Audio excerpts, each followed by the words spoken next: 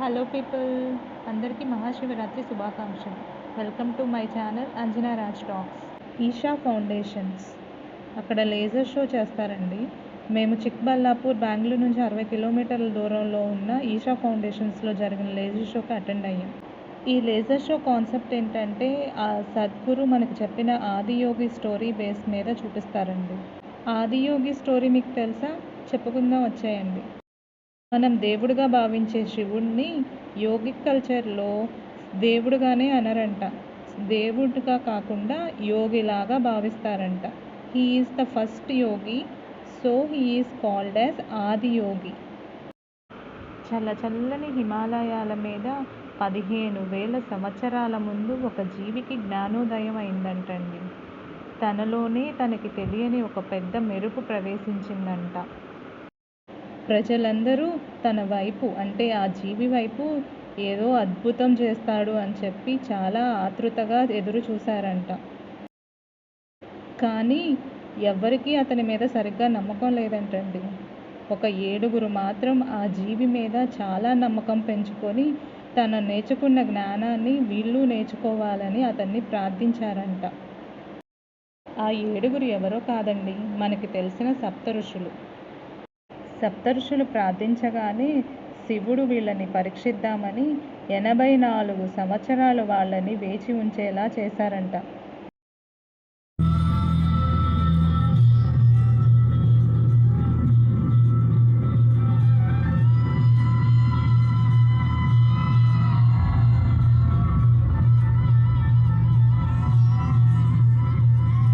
When his stillness lasted for years on end, curious onlookers melted away.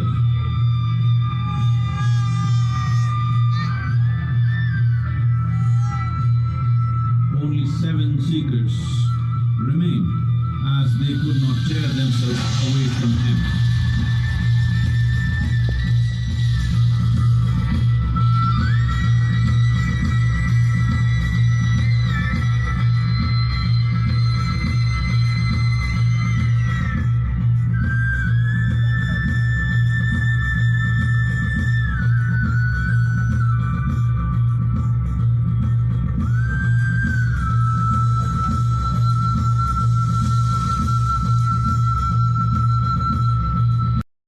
నిరీక్షణ ఫలించగా ఒకరోజు పున్నమి రోజున శివభగవానుడు తనకు తెలిసిన నాలెడ్జ్ని షేర్ చేయడానికి ఆది గురువుగా మారారంట. పున్నమి రోజు మనకి తెలిసిన గురు పౌర్ణమిగా చెప్పుకుంటారు.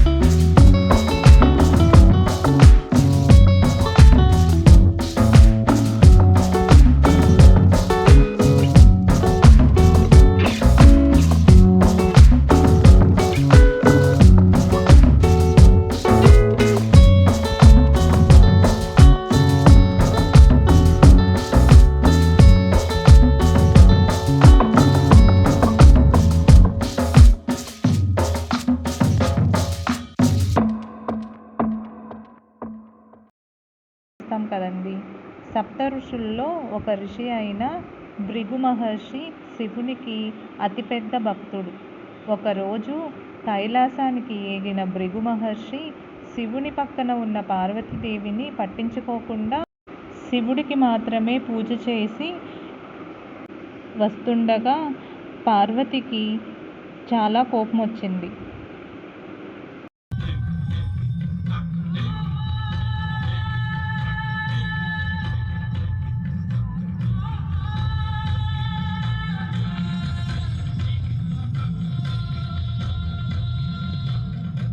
Adiyogi absorbed her and made her a part of himself, and hence he is the Ardhanari, the ideal man, where one half of him is woman.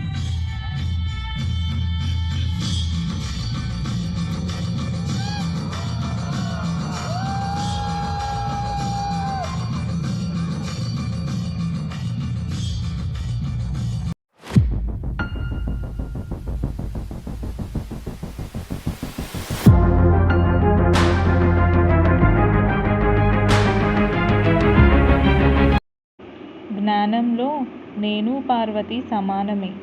నువ్వు నాకు మాత్రమే పూజ చేయటం కాదు, నా భార్య పార్వతికి కూడా పూజ చేయాలని శివభగవానుడు మహర్షితో అన్నాడు. భృగు మహర్షి దానికి అంగీకరించలేదు. తను ఆడవాళ్ళకి పూజ చేయను అని చెప్పాడు. అప్పుడు శివుడు పార్వతిని తనలో సగభాగంగా చేసుకొని అర్ధనారీశ్వర రూపంగా మారుతారు. అర్ధనారీశ్వర రూపంలో ఉన్న శివపార్వతులను చూసి భృగు మహర్షి పూజ చేయకుండా వెళ్ళిపోతాడు. ఇదంతా గమనిస్తున్న పార్వతీదేవికి భృగు మహర్షి మీద చాలా కోపం వస్తుందంటండి. ఇలా శపిస్తుంది, నీ శరీరంలో ఏదైతే అమ్మతనం నుంచి వచ్చిన భాగాలు ఉన్నాయో అవన్నీ బూడిదగా మారిపోతాయి అని శపిస్తుంది. ఆశ్చర్యం ఏంటంటే భృగు మహర్షి బాడీలో మొత్తం ఏ చిన్న భాగము లేకుండా అంతా బూడిదగా కుప్పకూలిపోయాడు. అర్ధనారీశ్వర రూపంలో దర్శనమిస్తున్న శివభగవాను నుంచి మనం నేర్చుకోవాల్సిన మోరల్ ఏంటంటే both male and female are equal. ఒకరికి ఒకరం మర్యాదని ఇచ్చిపుచ్చుకోవాలి. మేల్ అండ్ ఫీమేల్ ఈక్వల్గా ఉంటేనే లైఫ్ అనే బండిని బ్యాలెన్స్డ్గా సాగించవచ్చు.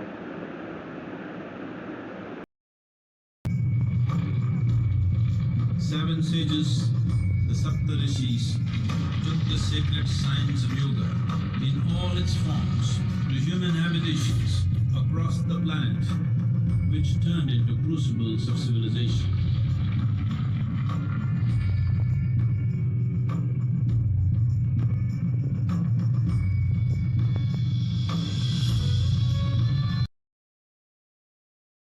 From hallucinations of ups and downs to nameless ecstasies of one's interiority.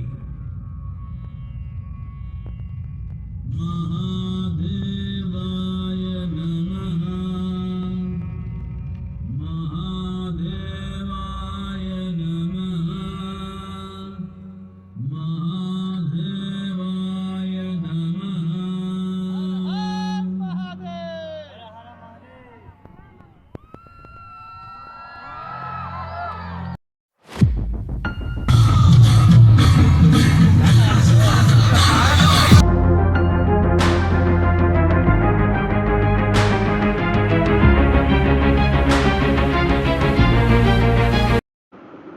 ఇదండి నేను లేజర్ షో నుంచి నేర్చుకున్నది. నా ఎక్స్ప్లెనేషన్ మీకు నచ్చిందా? Please subscribe to my channel. Thank you. Bye bye. Keep smiling. మరో ఇంట్రెస్టింగ్ వీడియోతో మళ్ళీ కలుద్దాం.